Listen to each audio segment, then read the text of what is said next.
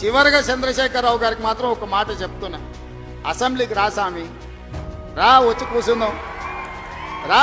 రెండు సంస్థల గురించి నేను చెప్పింది ఏమంటే, మీరు ఎన్నిసార్లు పిలిచినా వస్తా, మీరు ఎన్ని ప్రశ్నలు అడిగినా సమాధానం చెప్తా, సంతృప్తికరంగా చెప్తా, పూర్తిగా విచారణకు సహకరిస్తాను. భారత రాజ్యాంగాన్ని, న్యాయ వ్యవస్థను, కోర్టులను గౌరవించే బిడ్డగా తప్పకుండా నా నిజాయితీని ప్రూవ్ చేసుకుంటాను. ఇన్వెస్టిగేషన్కు పూర్తిగా సహకరిస్తాను. పొద్దున షాబాద్కి వస్తున్నా, వచ్చేటప్పుడు ఎవరో ఏం మాట్లాడుతున్నారో చూద్దామని ఆయన పేపర్ తీసి చూసే వరకు నేను గత సంవత్సర కాలంలో చూసిన బెస్ట్ జోకు, అత్యుత్తమ జోకు పొద్దున పేపర్లో చూసిన. నమస్తే. తెలంగాణ రాష్ట్రంలో ఇంకా కేటీఆర్ కేసు అయితే రాష్ట్ర వ్యాప్తంగా సంచలనం సృష్టిస్తూ ఉంది. ఇంకా రోజు రోజుకు ఏం జరుగుతూ ఉంది. ఇంకా మొన్నటికి మొన్న చూసుకుంటే ఏసీబీ ముందు విచారణ హాజరైండు, బయటకు వచ్చి ఏం లేదు డొల్ల కేసు అని చెప్పిండు. నిన్న కూడా కేటీఆర్ అదే ఏడీ విచారణకు హాజరైండు, మళ్ళీ బయటకు వచ్చి సేమ్ అట్లే వ్యాఖ్యలు చేసిండు. ఏమని, రేవంత్ రెడ్డి నువ్వు నన్ను ఏం చేయలేవు, నువ్వు ఎన్ని కేసులైనా పెట్టుకో, నువ్వు నన్ను ఏం చేయలేవు అని చెప్పి కేటీఆర్ బలంగా చెప్తున్నాడు. కానీ ప్రభుత్వం మాత్రం ఆరోపణలు చేస్తూ ఉంది. ప్రభుత్వం మాత్రం కాంగ్రెస్ పార్టీకి సంబంధించిన సోషల్ మీడియాతోన కేటీఆర్ మీద ఒక యుద్ధమే చేస్తుందని చెప్పొచ్చు. సంక్రాంతికి ముందు వరకు చూసుకుంటే కూడా ఇక సంక్రాంతికి కేటీఆర్ జైలుకి వెళ్తాడు అని చెప్పి సంక్రాంతికి సంబంధించిన ఏదైతే సంక్రాంతికి వస్తున్నామని చెప్పి వెంకటేష్కి సంబంధించిన ఆ సినిమాకి సంబంధించిన పోస్టర్ ఒక పక్క, ఇంకో పక్క సంక్రాంతికి వెళ్తున్నామని చెప్పి కేటీఆర్కి సంబంధించిన పోస్టర్ ఒక పక్క పెట్టి సోషల్ మీడియా, కాంగ్రెస్ పార్టీకి సంబంధించిన సోషల్ మీడియా విపరీతంగా పోస్ట్ చేసింది, వైరల్ చేసింది. సో ఇక్కడ అందరికీ డౌట్ వస్తున్న విషయం ఏంటంటే, ఒక అనుమానం రేకెస్తున్న విషయం ఏంటంటే, అసలు కేటీఆర్ మీద ఎందుకు ఇంత కక్ష కట్టిండు? మనం తమ్నైల్లో పెట్టినట్టు రేవంత్ రెడ్డి పైశాచిక ఆనందానికి కారణం ఏంటి?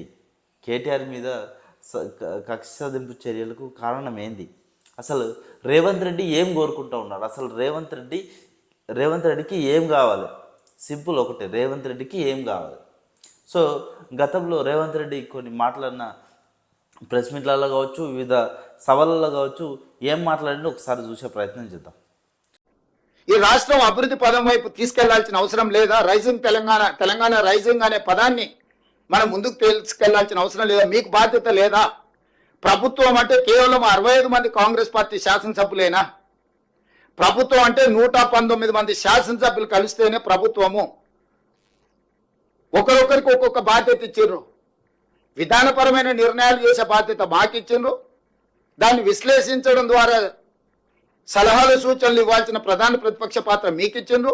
సో చూసారు కదా, రేవంత్ రెడ్డి ఎక్కడ చూసినా కూడా ఏం మాట్లాడిండు? ఎక్కడ అసలు ప్రెస్ మీట్ ఉన్నా కానీ, అక్కడ చిన్న పిల్లలకు సంబంధించిన మీటింగ్ ఉన్నా కానీ, అక్కడ ఏదైనా డెవలప్మెంట్కి సంబంధించిన కార్యక్రమం ఉన్నా కూడా రేవంత్ రెడ్డి ఏం మాట్లాడిండు అనే విషయాన్ని ఒకసారి మనం గమనిస్తే ఒకటే అంటూ ఉన్నాడు రేవంత్ రెడ్డి, కేసీఆర్ నువ్వు బయటికి రా, కేసీఆర్ నువ్వు అసెంబ్లీకి రా, కేసీఆర్ నువ్వు విషయాల మీద మాట్లాడు, కేసీఆర్ మీ అనుభవాలు మొత్తం పంచుకొని రాష్ట్ర ప్రభుత్వాన్ని నడిపడానికి మీ యొక్క సహకారం అందించండి, కేసీఆర్ మీరు రావాలి, కేసీఆర్ ఎందుకు స్పందించలేవు, కేసీఆర్ నువ్వు కుట్ర చేస్తున్నావు, కేసీఆర్ మీ పిల్లల్ని మా మీద ఉసుగొల్పుతున్నావు, కేసీఆర్ మీ యొక్క చర్యలను మేము తట్టుకోలేకపోతున్నాం, కేసీఆర్ మా ప్రభుత్వాన్ని ఎందుకు నడవనిస్తలేవు సక్రమంగా అని చెప్పి ప్రతిసారి ప్రతి సభలో, ప్రతి ప్రెస్ మీట్లో, ప్రతి మీటింగ్లో కేసీఆర్ని తలుస్తున్నాడు మన రేవంత్ రెడ్డి సీఎం గారు.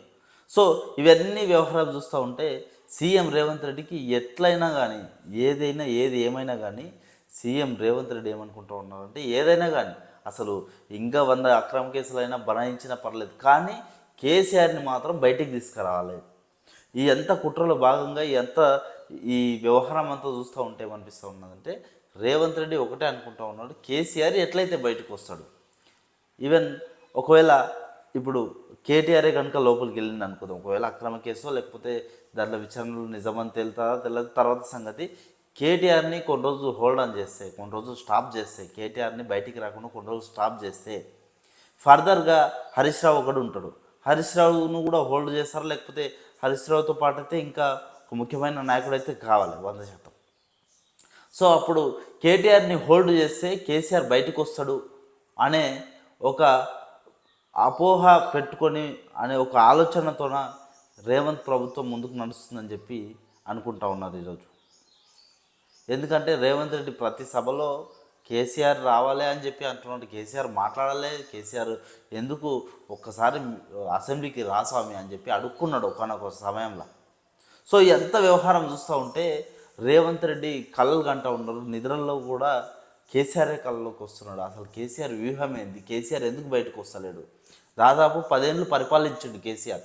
10 ఏళ్లలో కూడా ప్రతిపక్షాన్ని పట్టించుకోలే కేసీఆర్ ప్రతిపక్షం ఎన్ని కుట్రలు చేసినా వాస్తవానికి ఇప్పుడు రేవంత్ రెడ్డి చెప్పినట్టు ఒక ప్రభుత్వం నడుస్తూ ఉంటే ప్రతిపక్షం 100% ప్రశ్నిస్తుంది, 100% దాన్ని ప్రభుత్వంలో ఉన్న పెద్దలు, ప్రభుత్వంలో ఉన్న పార్టీ నాయకులు ఏం చేస్తారు?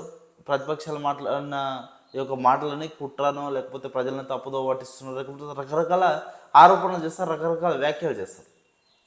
సో ఇవన్నీ కేసీఆర్ పట్టించుకోలే. 10 ఏళ్ల కాలంలో కేసీఆర్ అధికారంలో ఉన్నప్పుడు ఎవరిని పట్టించుకోలే. మీడియా కూడా రకరకాల వార్తలు వేసిన, రకరకాల స్టోరీలు రాసిన, రకరకాల స్టేట్మెంట్స్ ఇచ్చిన, ప్రతిపక్షం కూడా రకరకాల స్టేట్మెంట్స్ ఇచ్చినా కూడా ఎక్కడ కూడా కేసీఆర్ ఎవరిని పట్టించుకోకుండా తన పని తాను చేసుకుంటూ పోయాడు. కానీ ఈరోజు ఏమైంది?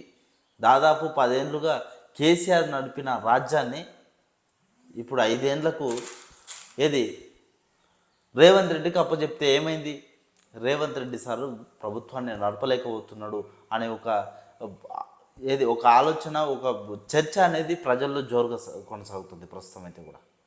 సో అదేవిధంగా రేవంత్ రెడ్డికి పాలన చేతనైతే లేదు. రేవంత్ రెడ్డి ఇచ్చిన 6 గ్యారంటీలు ఎక్కడ కూడా అమలైతే లేవు. ఫ్రీ బస్ చూసుకున్నా కూడా తన్నులాడుతున్నారు, కొట్టుకుంటున్నారు, చికెలు పట్టుకొని కొట్టుకుంటున్నారు బస్సులలో మహిళలు. ఎక్కడ వ్యవస్థ చూసినా కూడా నిర్వీర్యమే జరుగుతుంది.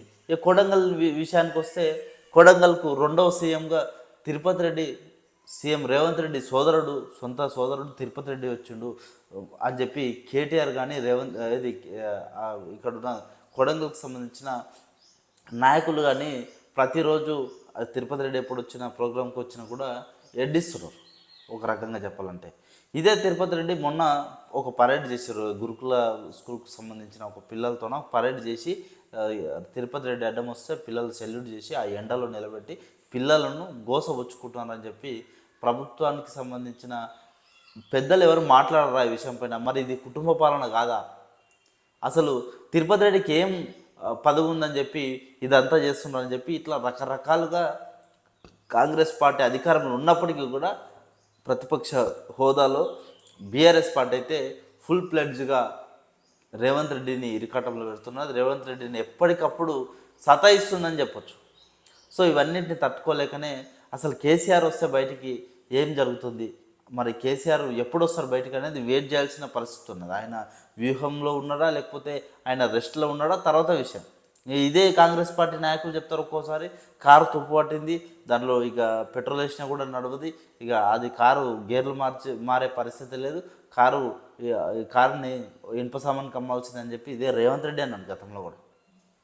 సో ఇవన్నీ వ్యవహారాలు చూస్తే ఏమనిపిస్తూ ఉందంటే కేటీఆర్ మీద సరే ఇవన్నీ కేసులు చట్టం తరపున చేసుకుంటూ పోతుంది. ఇక్కడ కాంగ్రెస్ పార్టీకి సంబంధించిన పెద్దలు ఏం చేశారు, వచ్చి అధికారంలోకి వచ్చి 1 year అవుతుంది. మరొక విషయం ఏంటంటే ఈ 1 yearలోనే ఏ పార్టీ అధికారంలోకి వచ్చిన తర్వాత కూడా 1 term 2 terms చూసిన తర్వాత వ్యతిరేకం వచ్చేది. కానీ 1 term కాదు, 1 సంవత్సరం కూడా గడవక ముందే కాంగ్రెస్ పార్టీ అధికారంలోకి వచ్చి 1 సంవత్సరం కూడా పూర్తి చేసుకోకముందే ఇంత పెద్ద ఎత్తున వ్యతిరేకం వచ్చింది ప్రజల్లో. ఆ వ్యతిరేకానికి ఈ హైడ్రా కావచ్చు, ఈ రకరకాల రైతు బంధు ఎగ్గొట్టడం కావచ్చు, ఇంకా వీళ్ళు ఇస్తామన్న 6 గ్యారెంటీలు అమలు కాకపోవడం కావచ్చు, ఇవన్నీ బీఆర్ఎస్ పార్టీకి ఒక వరంగా మారింది. బీఆర్ఎస్ పార్టీకి సంబంధించిన ముఖ్యమైన నాయకులు వీటన్నింటినీ ఉపయోగించుకొని తెలంగాణ రాష్ట్ర ప్రజలకు అర్థమయ్యే విధంగా తెలియజేస్తుంటే రేవంత్ రెడ్డి తట్టుకోలేకపోతున్నాడు. కాంగ్రెస్ ప్రభుత్వము అసలు నిలబడుతుందా లేదా, నా ప్రభుత్వాన్ని కూల్చే పరిస్థితి ఉంది అని చెప్పి సీఎం రేవంత్ రెడ్డే కొన్ని సభలలో ఆయన నోటి నుంచి చెప్పిన పరిస్థితి. నా ప్రభుత్వాన్ని కూల్చే ప్రయత్నం చేస్తూ ఉన్నారు, ఎవరికన్నా దమ్ముందా అని చెప్పి రేవంత్ రెడ్డి చాలా సందర్భాల్లో మాట్లాడిన పరిస్థితి. సో ఎట్టి పరిస్థితుల్లో కూడా కేసీఆర్ బయటికి రావాలి. మరి ఆయన ఇంకొన్ని రోజులు ఎక్కువ లోపల ఉంటే ఏం జరుగుతుంది, అసలు ఏ వ్యూహంలో ఉన్నాడు కేసీఆర్ అనే ఆలోచనలతోనే రేవంత్ రెడ్డి సతమతమవుతున్నట్లు మనం అర్థం చేసుకోవచ్చు. సో కేటీఆర్ పైన ఏదైతే ప్రభుత్వం చేస్తున్న ఆరోపణలు కావచ్చు, కేటీఆర్ పైన ఏదైతే ప్రభుత్వం వేసిన ఈ కేసులు కావచ్చు, కేవలం కేసీఆర్ని బయటికి తీసుకురావడానికి అని చెప్పి కొన్ని సందర్భాల్లో అనుకోవచ్చు. దాదాపు ముమ్మాటికి కేసీఆర్ బయటికి రానికనే రేవంత్ రెడ్డి ప్లాన్ చేస్తూ ఉన్నాడు. కేటీఆర్ని హోల్డ్ చేస్తేనే కేసీఆర్ బయటకు వస్తాడనే ఆలోచనలో ఉన్నట్టు తెలుస్తుంది. Thank you. Subscribe Telangana public TV.